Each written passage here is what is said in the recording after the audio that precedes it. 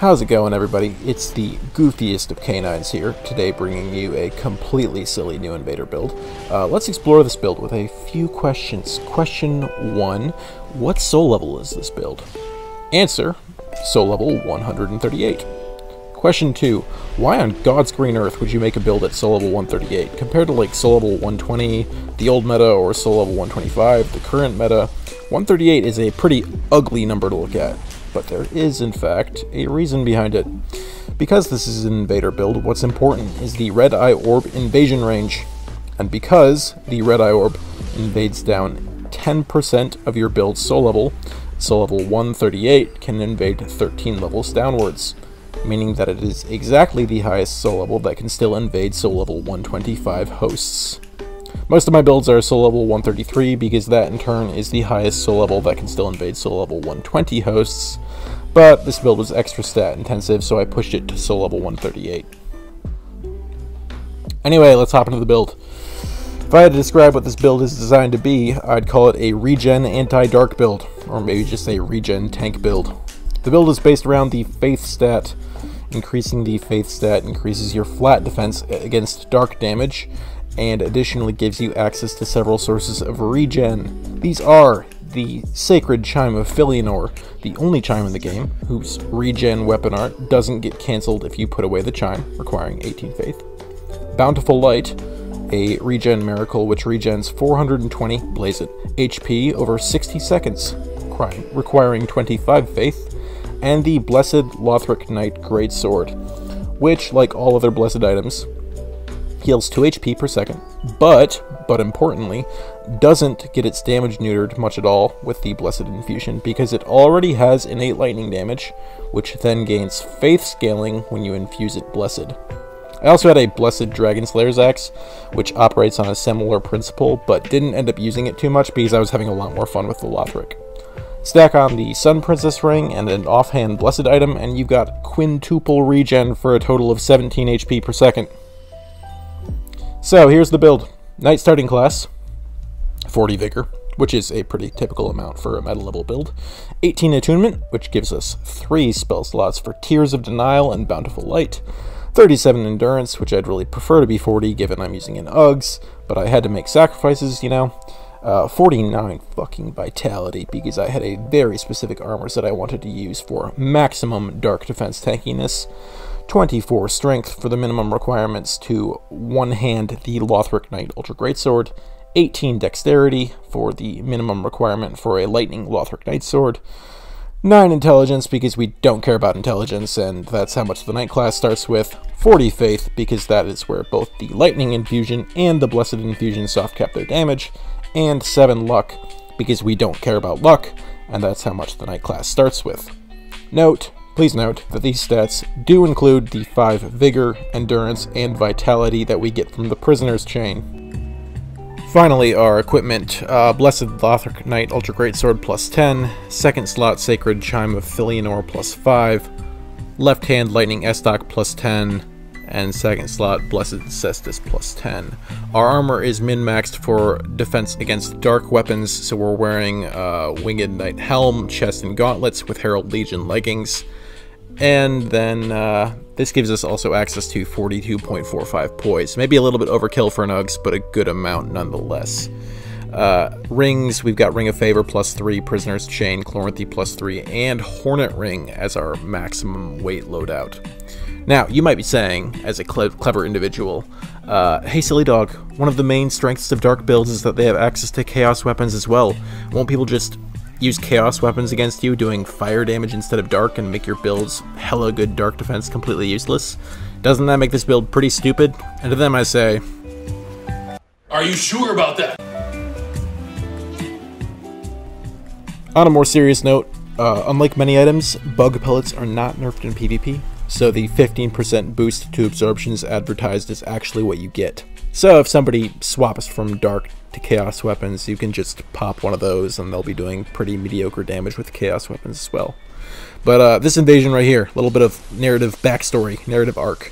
This DMB Phantom here, not actually sure what soul level he is. I'm legitimately quite curious. I didn't actually look at the number of souls I got from him. But he pointed down at me in an earlier invasion. Host gave me a nice bow, but he pointed down at me. So I'm mad. I'm salty. I'm about to get some revenge. This is revenge porn at its finest. So anyway, an invasion for everyone. But yeah, let's talk about the build a little bit more because that's more interesting. The main strength of this build is its survivability, because it's so very tanky between its crazy flat defenses and Tears of Denial on top of that. And it also has access to a lot of healing potential besides just your 6 orange Estus. Engagements that revolve around a battle of attrition are where this build shines. Against a party that plays through the level, the amount of HP you can squeeze out of the build is pretty insane.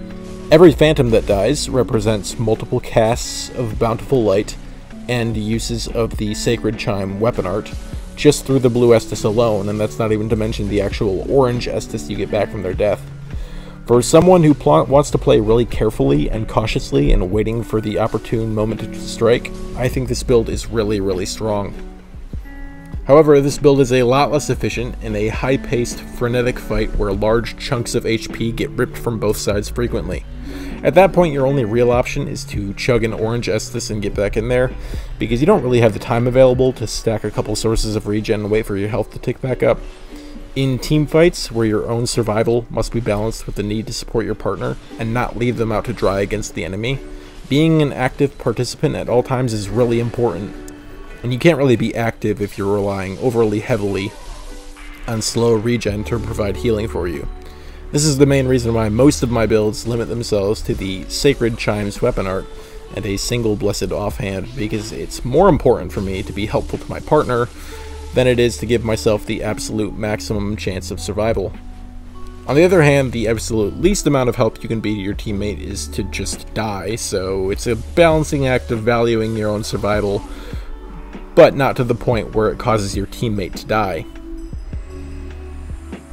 Let's also talk Lothric Uggs plus estoc, because it's what I use for most of these invasions. I did occasionally toggle to the Castus for dual regen, and because Blessed Castus does decent enough damage with its punches at 40 faith, which provides a nice mix-up in speed that lets me hit people with the Uggs more easily, but in terms of offensive capabilities, my bread and butter was always going to be Bestock.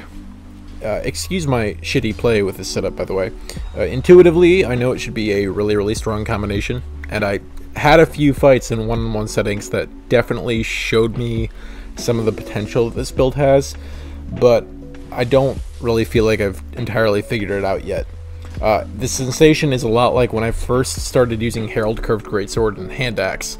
I knew it was possible to absolutely torch fools with it, but whenever I tried to use it, I didn't have the experience with the build required to really make it shine. It took me a lot of losing with it before I started to understand what worked with it, what didn't, and what really made it tick. And obviously there are some similarities between that setup and this one: offhand fast weapon, main hand hyper armor weapon, so that you can bully them into submission with the offhand and punish their Estus in attempts to trade with the main hand. But estoc and Uggs seem to work together a little differently than Herald and Hand Axe do, and I don't think I fully understand their relationship yet. I'll probably be playing with this build a good bit more in the coming weeks, because I've been having fun trying to figure out how it works, and I don't think I have just yet.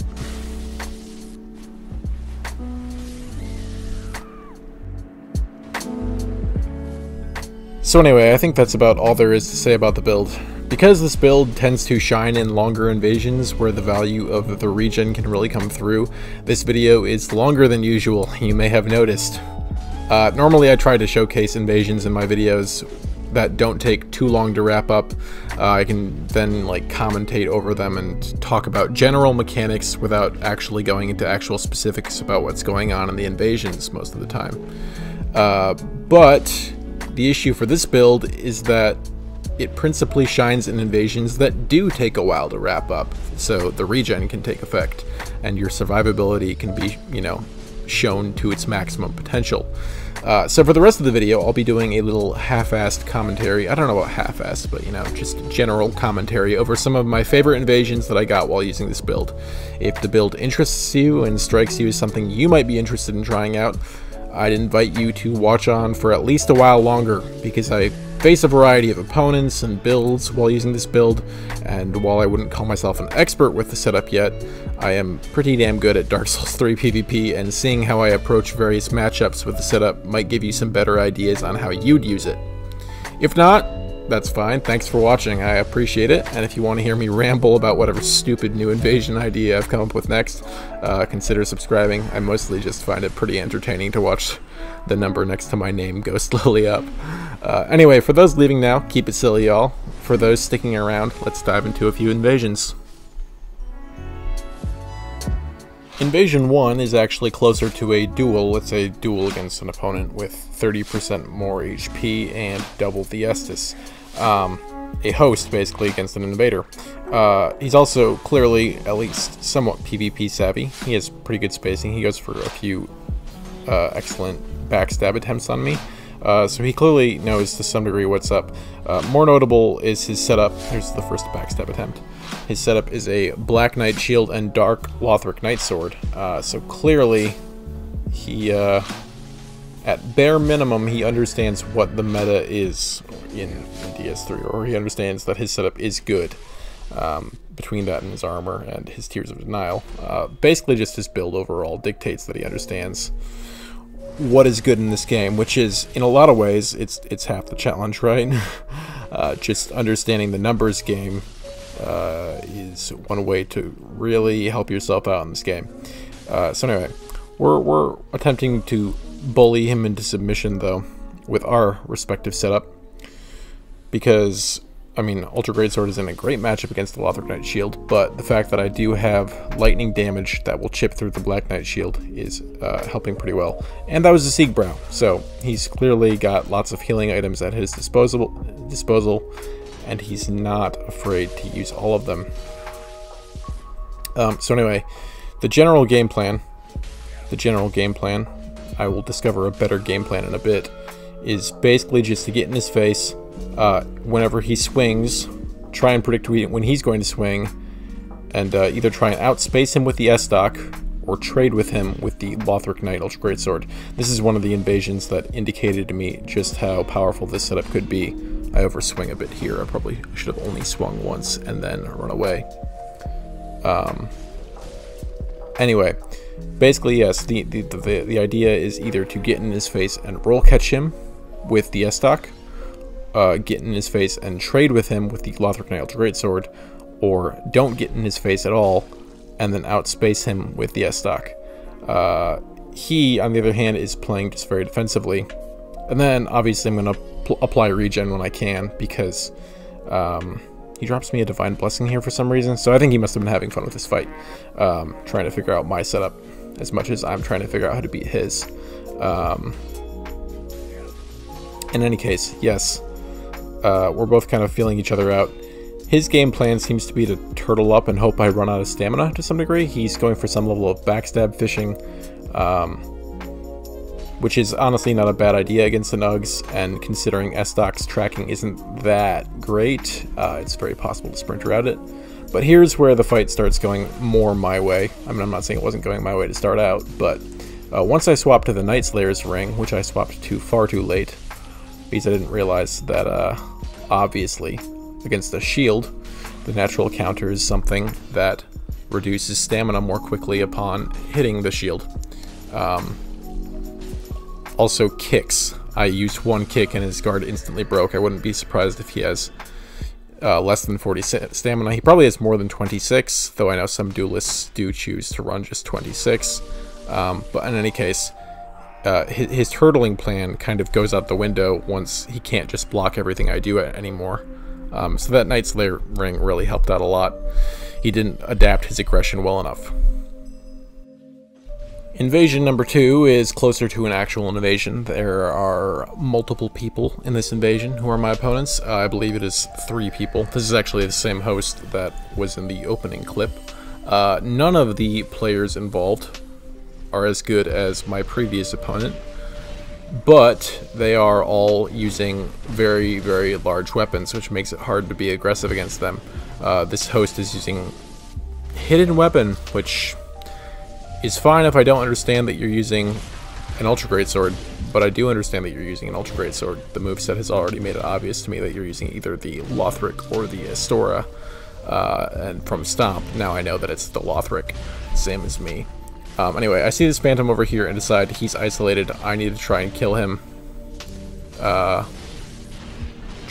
Most of what you're going to see me do with estoc and Uggs is trying to figure out what pseudo combos exist, what true combos exist. I know that the L2 of the estoc does not combo into an R1 of the Uggs, so that's right out the window. So I'm trying to figure out a way that I can develop some sort of 3-hit combo, maybe some sort of way to deal more damage than a simple R1 true combo. Something that will let me more consistently hit people with the Uggs. Some aspect of the estoc. So anyway, I'm trying to figure out how to aggress here. The Herald Knight is also there, but he's just kind of like a big derpy co-invader that, you know, he can hit me, but he can also hit them. Luckily the Dark Moon gets finished off by one of the Heralds, so I get my Estus back, but it's very difficult to play aggressive with the Heralds. So I'm just going to kind of let them come to me, and hopefully the Herald can at best serve as a distraction of the host while I attempt to deal with these two Phantoms.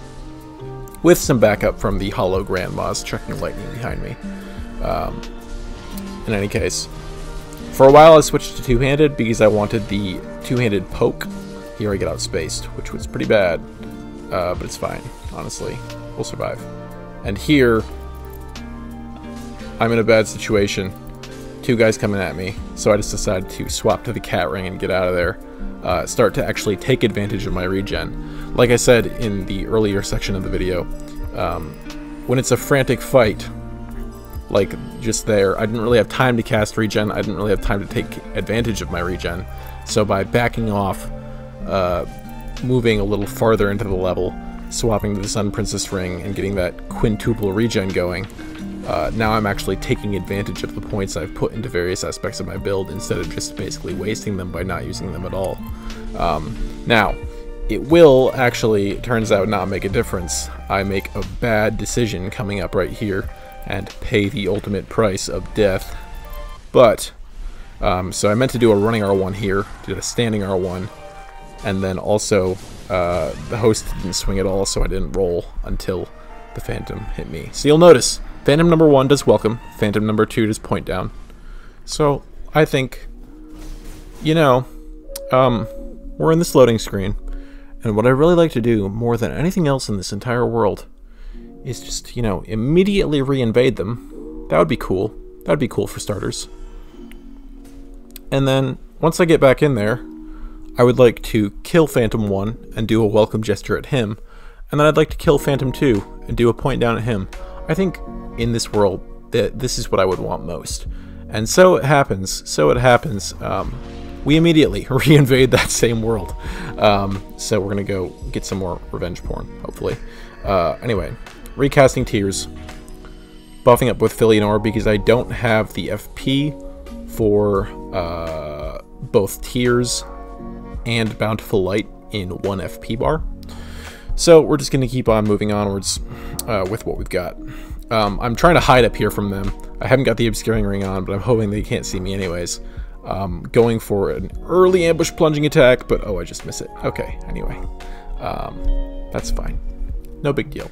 But now I'm in a bad situation, because all the Heralds are dead. They could be going to the next bonfire if they really wanted to make progress, which, you know, they're more interested in ganking, so that's fine, honestly. This is a Dried Finger world. There were 4 people in it at one point, so I knew that. So I decided to take advantage of the only PvE I think they might have not cleared. Easily one of the nastiest corridors in the game, because Curse Hallway is nothing to mess with.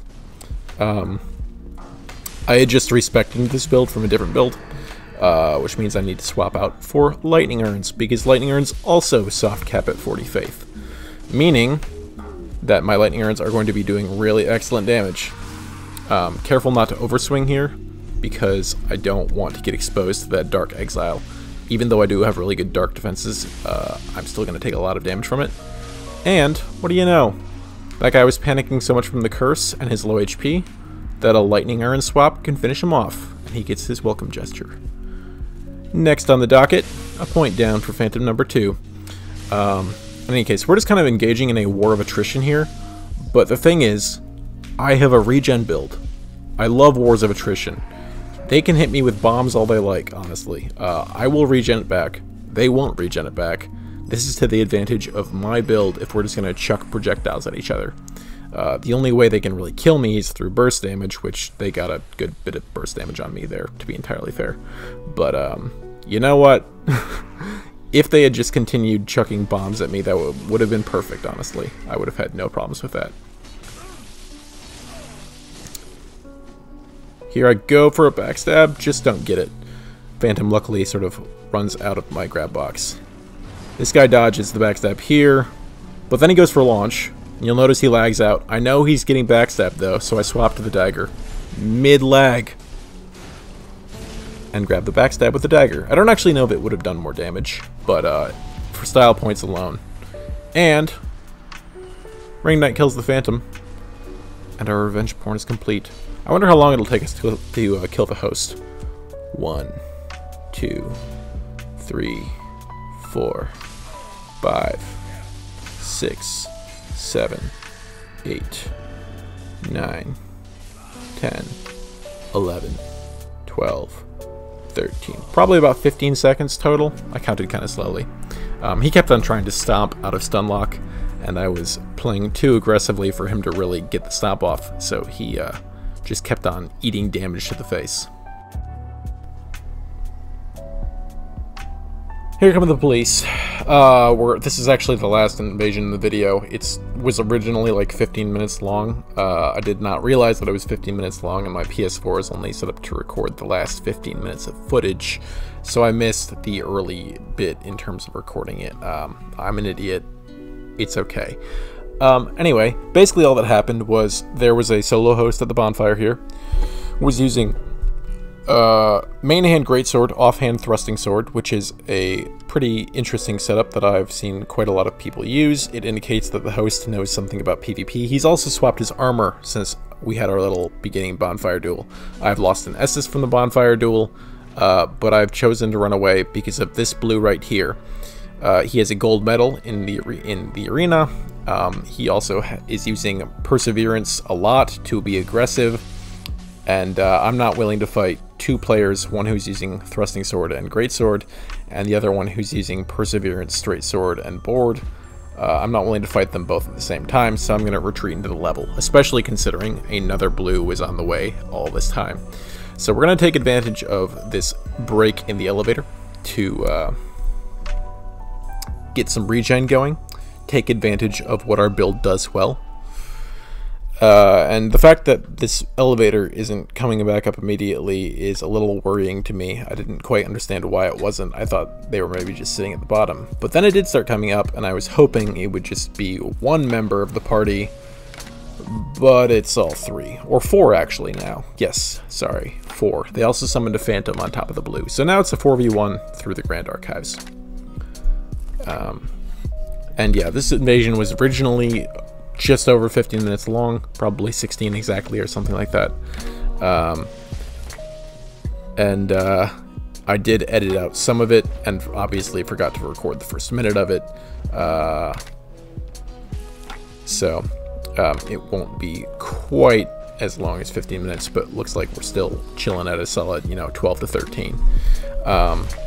In any case, I'm just very reluctant to engage in this room because the scholars are bad enemies. They are good for chip damage, good for wearing down your opponent, but overall, they are not going to do what I need them to do in terms of helping me fight 4 people at the same time. So I'm just going to retreat, get out of here. And this co-invader, man, this co-invader, oh my god. He is the real MVP. In terms of like top 10 co-invaders I've ever gotten, I'm not saying this guy was number 1, but like he was pretty awesome. I had a great time with him. Excellent co-invader. Honestly, like legitimately every person in this invasion was reasonably competent at PvP and interesting to fight.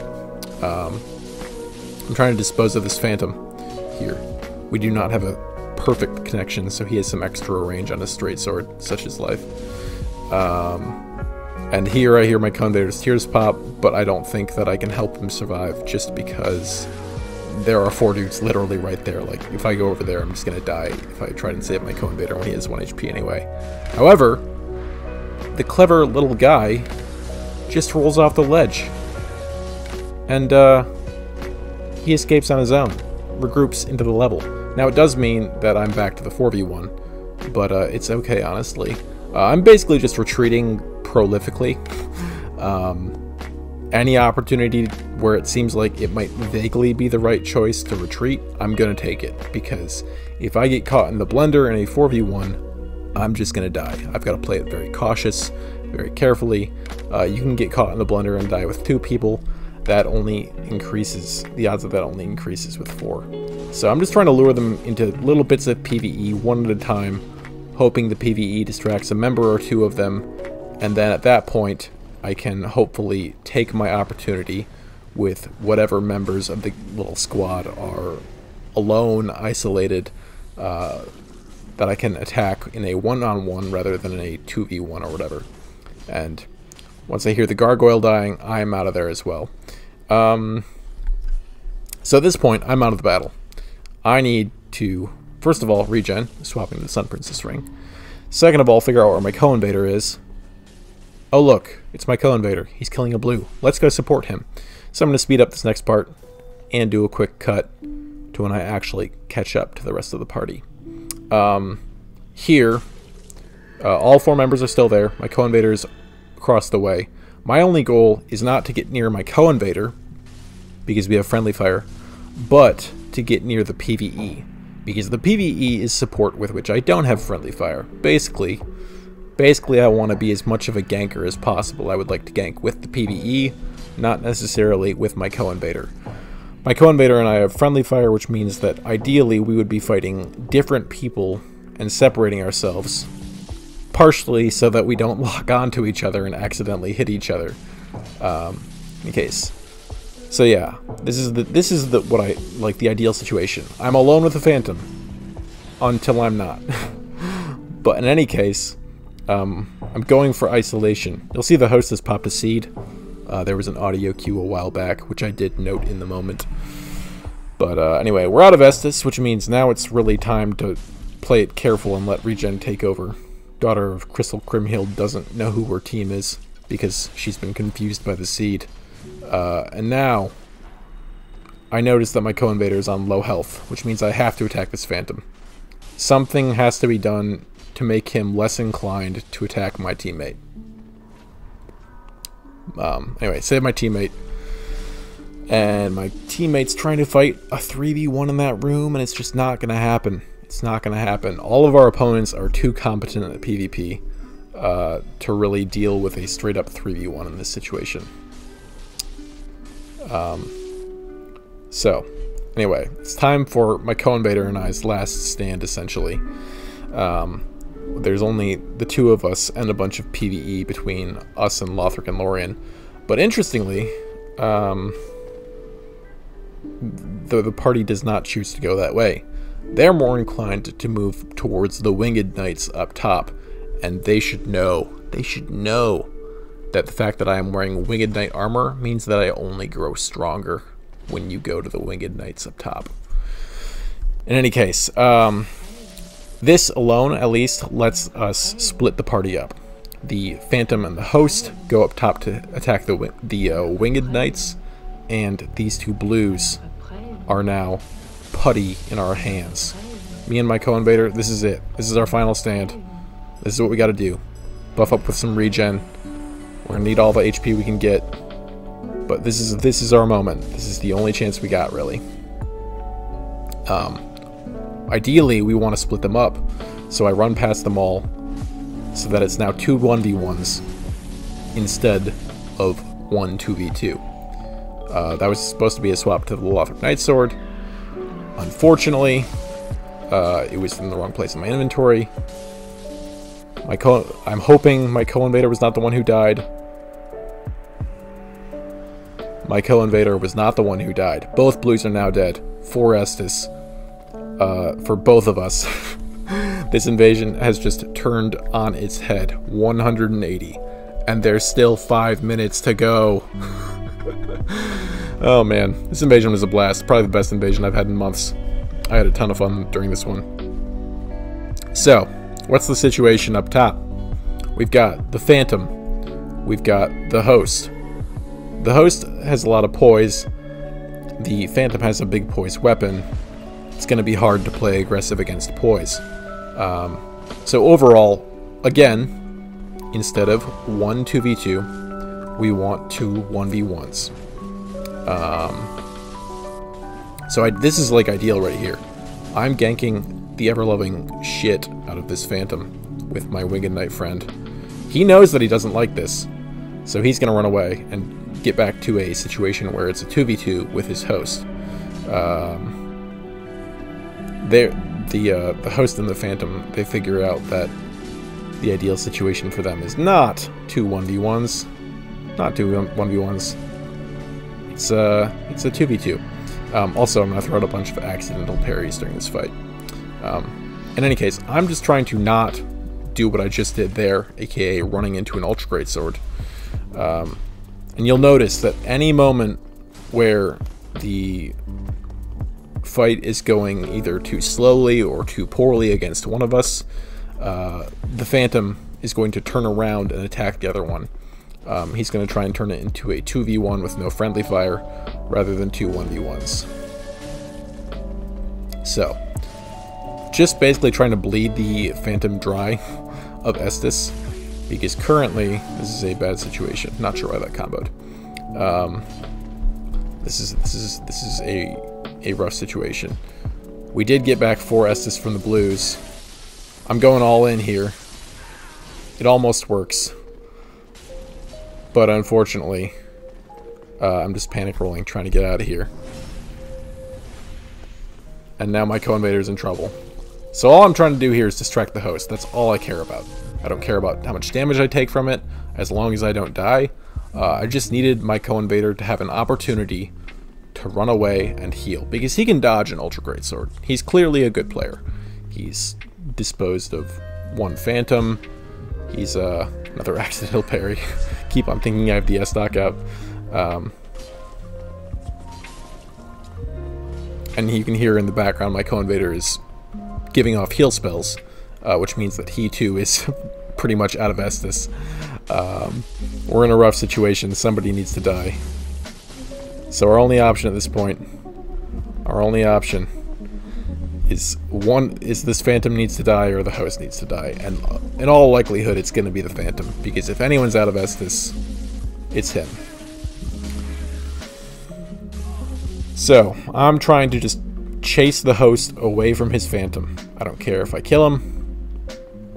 And see, immediately upon it being a 1v1, Host turns around and goes to support his friend. Alright. I'm not trying to play particularly aggressively. I'm just trying to survive. Give me all the regen you got, game. Because I am out. But luckily for me, my co-invader is an absolute champion. Finishes off the Phantom with the time I bought him. And then it's time for ladder. Don't ask me why I lost lock on here. Should have knocked off the Host about 3 knives ago. But anyway, we'll pursue. This is kind of a bad place to fight a Host. I should have probably swapped to Lightning Cestus upon going up, just because then I would have instant access to Perseverance. It would allow me to fight back. But now it's a 2v1, and it's time for Spears, because Spears are the best chase down weapons. And this Host, he's got some clever tricks, but at this point, we ain't losing this. We've come too far. My co-invader also knows this, swaps to the 4-pronged plow. Smart man. Host trying to escape, doesn't matter, Silvercat ring swap. You're not getting away. Elevator isn't up, you can't run down there. Just trying to punish his Estus as best I can. Don't care if my co-invader hits me. The pressure we can exert on the Host is more important. My co-invader gets turn and burned, I space the turn and burn, he goes for the roll catches. Take your lessons from the gankers. Apply them to your invading. Anyway, thanks for watching, everybody. Keep it silly, y'all. Hopefully this was helpful. I know we're 35 minutes in, so if you're watching still, wow.